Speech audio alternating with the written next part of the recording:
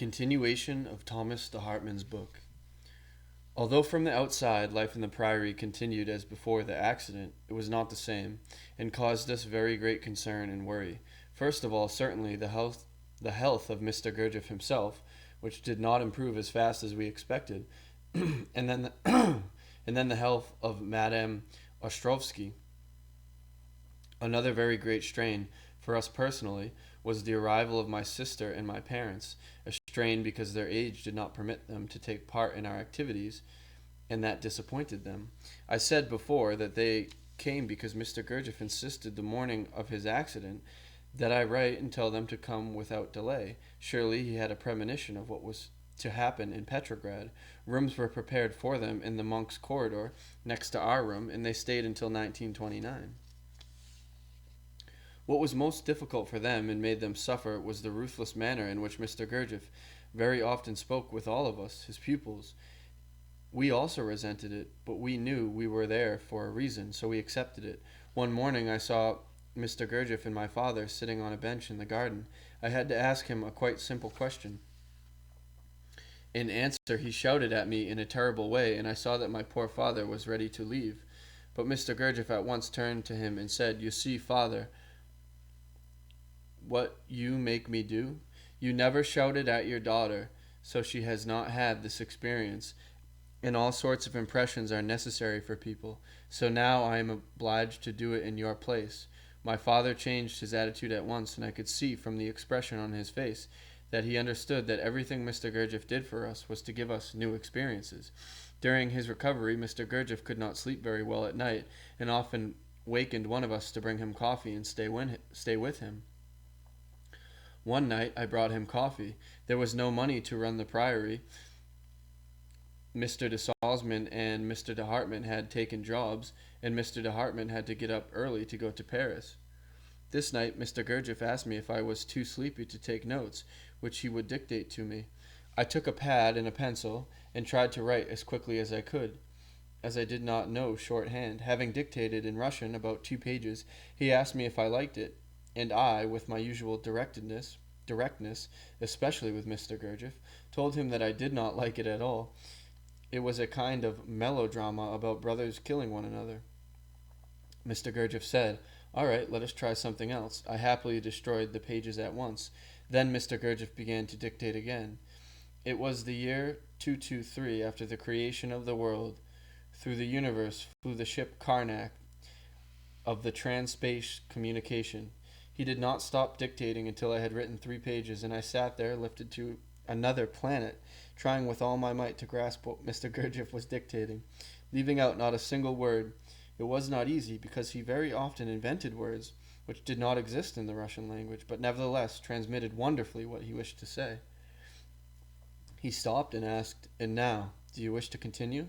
I answered, even though I did not use the words. So, Beelzebub was born, and on the first draft, from the beginning to the last page, which was written in the Café de la Paix in Paris, on a little round marble table, he worked only with me. During these years, Mr. Gurdjieff's mother died. Soon afterwards, the state of Madame Ostrovsky's health became alarming. There was no longer any doubt that she had cancer. Surgery and treatment were useless, so Mr. Gurdjieff, on the advice of her doctors, took her back to the priory. He stayed much of the time in her room at the end of the Ritz corridor. It was a beautiful, large room, and everything was done for her comfort. An upright piano was brought in because she loved music, and she often asked Mr. de Hartmann to play for her. When Mr. Gurdjieff was in Paris one day, she asked him, "Since Mr. Gurdjieff is not here, would you play Chopin for me?" He knew that her days were numbered, and surely she was aware of it herself, because she asked my husband to find a Polish priest. She was of Polish birth, who spoke Russian. He went at once to Paris and found one. I will not forget her happy face when I told her that the priest had come. 2 of the younger pupils looked after her, but we were in and out of her room constantly. I remember vividly the day when Mr. Gurdjieff, sitting in an armchair near the window in Madame Ostrovsky's room, asked for half a glass of water. He did not drink it, but held it in his hands for about 5 minutes, and then told me to give it to Madame Ostrovsky to drink. Although I told Mr. Gurdjieff that she would not be able to take even water, he insisted it be given to her. Madame Ostrovsky did swallow it without pain, and then was able to take some liquid food for several days. This improvement could not last forever, of course. In some days, Madame Ostrovsky fell into a coma, and at 4 in the morning, Dr. S. told all of us who were in her room or in the long corridor that she had died. We who had known Madame Ostrovsky since Essentuki had lost an essential link in the work, although she was, so to speak, at the same time unnoticeable and yet always there. She liked the long conversations with Mr. de Hartmann in Russian, when she told him about her life, of which we knew so little. Together they would recollect all we had lived through since we met. I was aware that her life had been full of suffering, but we all had witnessed an extraordinary change during her last years. From the time Mr. Gurdjieff began to write Beelzebub, he continued almost without stopping day and night at the cafe at Fontainebleau, the Café de la Paix in Paris, which was his headquarters, and during his trips he wrote himself or dictated to me. Then I had to type it. He corrected, and I had to retype again and again, sometimes as often as 10 times. When he found that the Russian text had taken the form he wished, Mr. de Hartmann translated it into English, literally, word by word, with a dictionary, and then it went to Mr. Orage, who put it into real English. That's funny. Then I checked this first translation with Mr. Orage against the Russian text, and after that we read it to Mr. Gurdjieff. Even during our trips this verification continued, and I remember very well that Mr. Gurdjieff, who still did not speak much English, stopped Orage and said that the English did not at all correspond with his original idea. I had to translate again for Orage, trying to help him understand what Mr. Gurdjieff wished, although I myself was certain that Orage's translation was very exact. Finally, after many attempts, Mr. Gurdjieff was satisfied.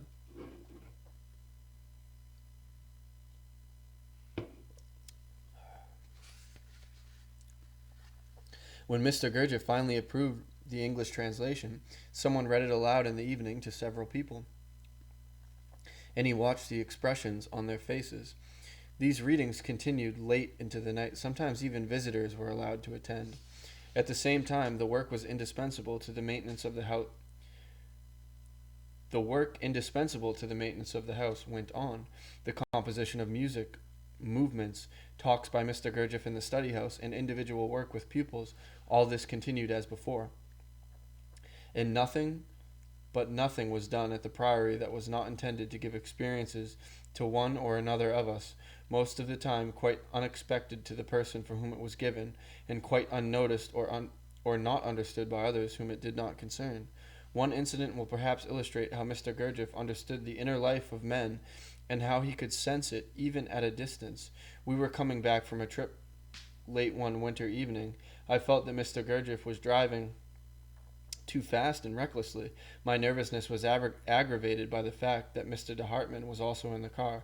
Mr. Gurdjieff realized it very well, so when I could not stand it and asked him to drive more carefully, he scolded me roughly, saying that I was not to interfere in what he was doing. I did not take this well, feeling that I was right, and I answered him, quite unaware at that moment of what I was doing, in a tone I should not have used with the teacher. Mr. Gurdjieff stopped the car. I got out. Mr. de Hartmann followed me, and Mr. Gurdjieff went on. It was a cold winter's night, and neither of us was wearing a warm coat.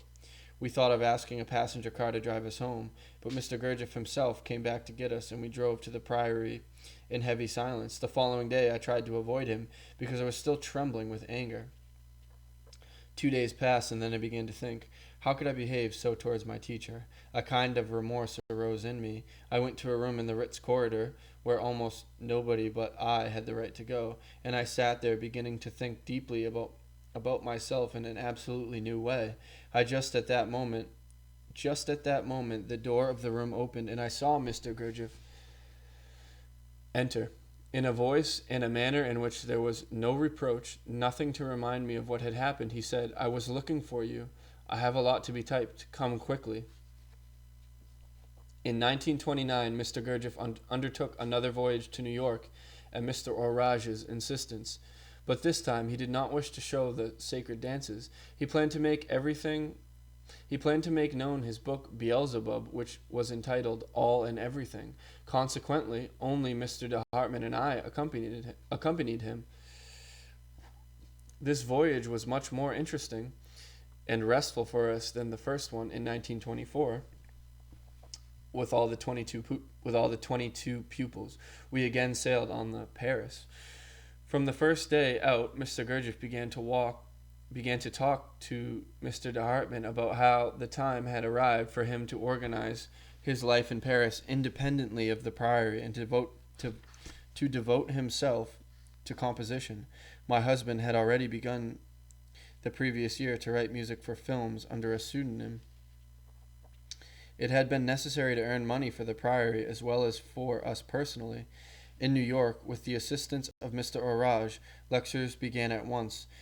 There were many new people who wished to meet Mr. Gurdjieff, and they generally met him at a child's restaurant. Sometimes several tables were occupied by people waiting for their turn to speak with him. Writing and translating went on also, and during the day, people who wished to read Mr. Gurdjieff's book came to our apartment. We lived one floor above Mr. Gurdjieff in a house on Park Avenue South, and it was my duty to give them the text to read in return for a certain payment. In the evenings, he invited people to his apartment for supper, which he himself prepared. It was an extremely strenuous time for me because Mr. Gurdjieff put more and more pressure on both Mr. de Hartmann and me. Often I was on the brink of leaving everything and running away. Mr. Gurdjieff reiterated that upon returning to Paris, he would help us to arrange our life there, insisting that we ought to take a little house and have my parents live with us. This was bound to be difficult because our lives were so different, and my parents were then quite aged. They wished to live in a Russian house for old people, which was very good and where they had many acquaintances. My sister was married by this time, but Mr. Gurdjieff insisted that we do as he proposed, saying that eventually I would be very grateful to him. They lived with us for 9 years. Mr. Gurdjieff was right. I am grateful to this day. On our return from New York, Mr. Gurdjieff never again mentioned arranging our life in Paris. But when he made changes in the Priory, we had to move my parents temporarily to my cousin's in Paris, and then we looked for a house and found one. However, we continued to live at the Priory. Tension increased more and more. But we could not really believe he actually wished us to go, as we had followed him for so long, in spite of every kind of hardship. Finally, Mr. Gurdjieff made conditions impossible, and one day, after a very strained and difficult conversation, we could do nothing but go. I was very unhappy and nervous, and Mr. de Hartmann, who was so much more sensitive and individualistic by nature, could not endure it and was on the verge of a nervous breakdown. He could not even think of going back to the Priory once we had left, but his attitude towards Mr. Gurdjieff and his teaching never changed. Once later, when someone said in his presence something unkind about Mr. Gurdjieff, Mr. de Hartmann shook him so violently that the man ran away, frightened. But Mr. de Hartmann did not object when I continued to go to the Priory, though I could not go regularly owing to the state of his health, and many of my duties had to be fulfilled by others. During the autumn, however, I was able to go with Mr. Gurdjieff to Berlin. This was another very trying time, and I have very unhappy memories of this journey. On our return from Berlin, I went one evening to the Priory. Mr. Gurdjieff asked me to do something which I felt I could not do.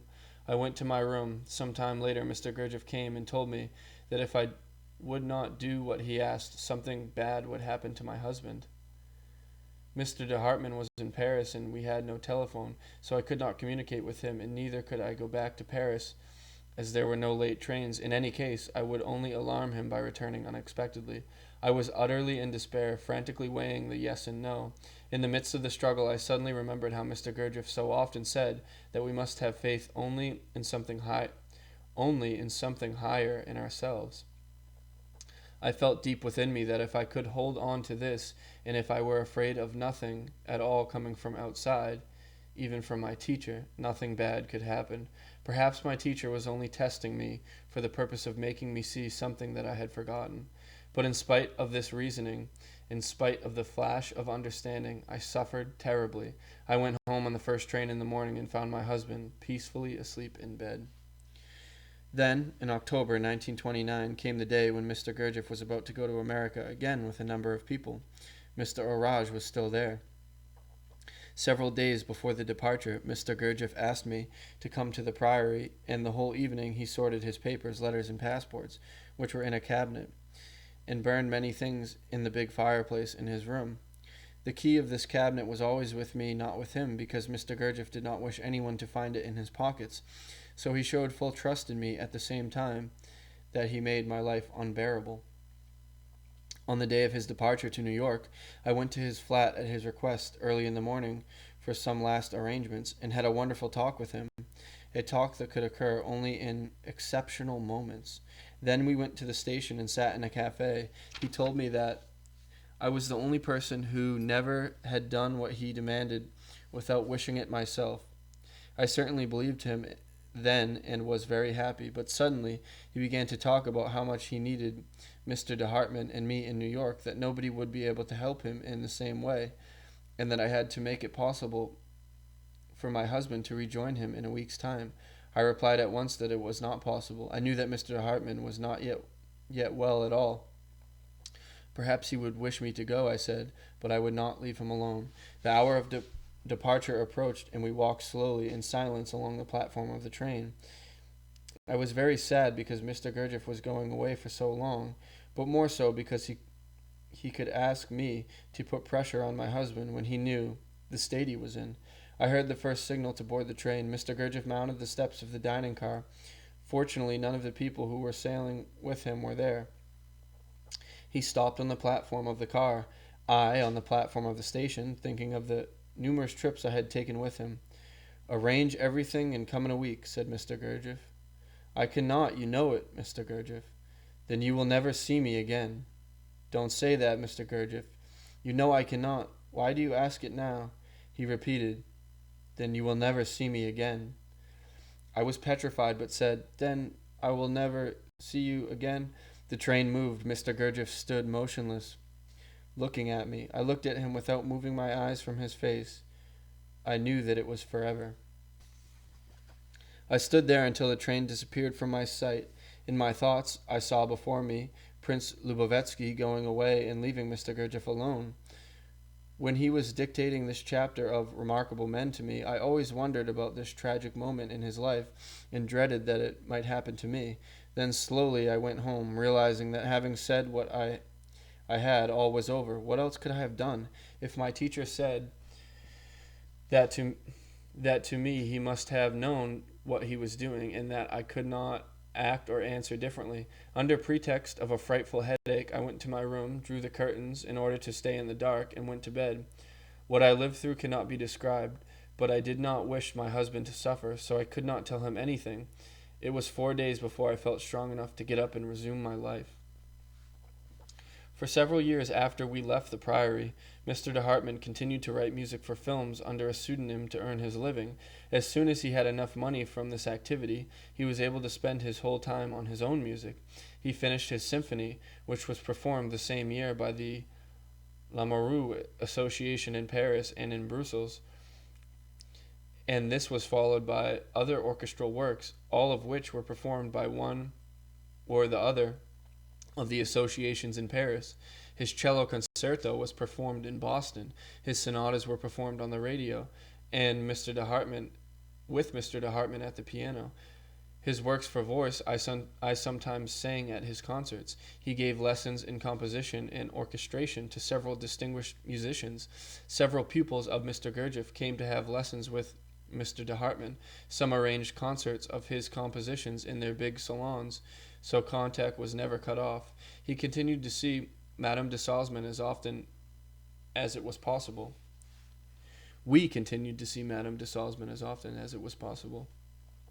Having sold the Priory in 1933, Mr. Gurdjieff came to live in Paris. Several times he sent someone to ask us to come back, but I had a very strong feeling I could not and must not do it, no matter how much I wished. Nevertheless, neither my husband nor I changed our attitude towards Mr. Gurdjieff. He always remained our teacher, and we always continued to be faithful to his teaching. About 20 years passed.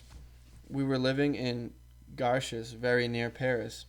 One evening, late in October, of 1949 during a snowy night, Madame de Salzman called us from the American hospital in Paris, telling us that Mr. Gurdjieff was seriously ill and had just been brought there. She said that she was letting us know in case we wished to come to the hospital, and also because she would like us to be with her. How thankful we were to her. My husband was in bed with an attack of heart palpitations to which he was subject. Hearing this, he jumped out of bed, told me to get the car, our old Panhard, and we went immediately to the hospital. We could not see Mr. Gurdjieff because he was too weak, but nobody thought the end was so near. Late at night we went home, intending to go back early the next day, hoping to see him, but the next morning at 9 o'clock Madame de Salzman telephoned us and said that a quarter of an hour before Mr. Gurdjieff had died. We went at once to the hospital. Mr. Gurdjieff's body was lying in the little hospital chapel. His face had a wonderful expression of peace and beauty. For 4 days he lay in this chapel, because for religious reasons the burial could not take place sooner. Day and night the chapel was crowded with people. The day before the burial, the body was placed in a coffin and transported to the Russian church in the Rue Daru. Here a small group of people came to attend a short prayer. When the priest finished the ceremony and entered the altar, he closed the curtains. At this moment the electric lights went out. We thought that the priest had turned it off. The church was plunged into darkness, illuminated only by little candles burning before images. We stood in the dim light for about 5 minutes in deep concentration and peace. Then Madame de Salzman, my husband, and myself went to the priest's house to inquire about the eulogy he proposed to deliver at the burial ceremony. He said that he regretted that we had to stay in the dark, because for some inexplicable reason the electric lights had gone out, just as he had closed the altar curtains. Fearing that the priest would say something unsuitable, Mr. de Hartmann gave him a eulogy he had prepared for him. Being well acquainted with the regulations of the Russian Church, he wrote it in such a way that the last words pronounced by the priest in front of Mr. Gurdjieff's coffin in the Russian church were the words, "The struggle of the magicians." And this is a quote at the end. God and all his angels keep us from doing evil by helping us always and everywhere to remember ourselves. The end.